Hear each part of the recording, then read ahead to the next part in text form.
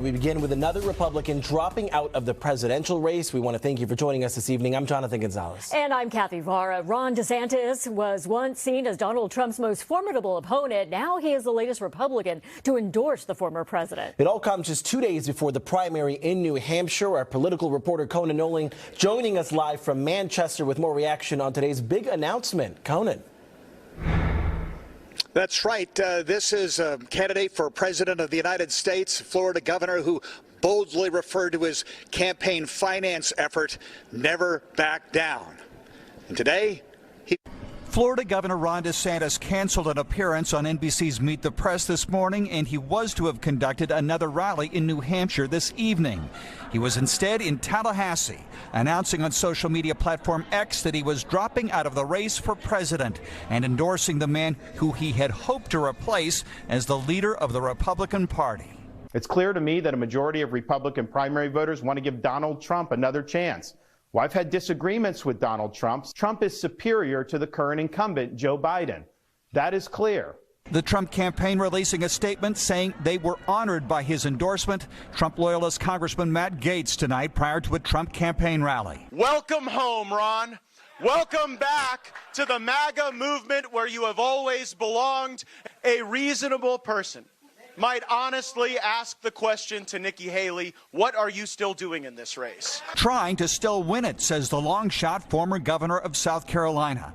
Nikki Haley reacting at a New Hampshire diner meet and greet this afternoon. He ran a great race. He's been a good governor, and we wish him well. Having said that, it's now one fella and one lady left. It is unlikely if Haley gets much, if any, of DeSantis' support. Her now former rival making that clear in one last dig in his capitulation video. As we can't go back to the old Republican guard of yesteryear, a repackaged form of warmed-over corporatism that Nikki Haley represents. The Trump campaign hoping tonight's news clears the way for victory here on Tuesday. Haley hoping that independent voters who can cast ballots in the Republican primary will make her competitive as the last and now only hope to stop Donald Trump from his third straight Republican nomination. New Hampshire Governor John Sununu, a Haley supporter, today on Meet the Press. Trump said he was going to run the table and win all 50 states, and everyone said, yep, it's a done deal. It's not a done deal. Maybe.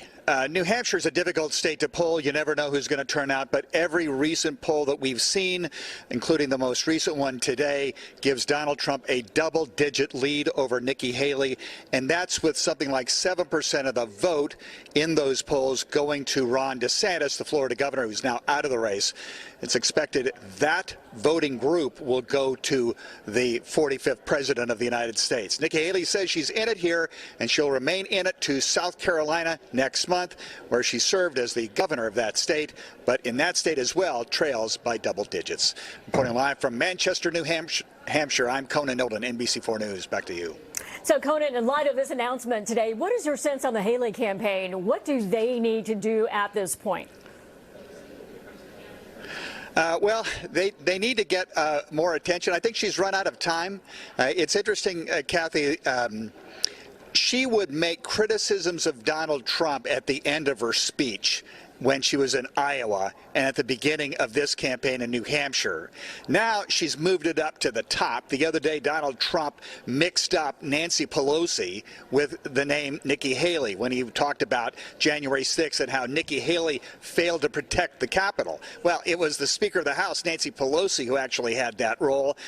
Nikki Haley says that's sort of evidence that Donald Trump is losing it. He's lost his mental acuity. That kind of thing we didn't hear from her for a long time. She's bringing it up now, maybe a little too late.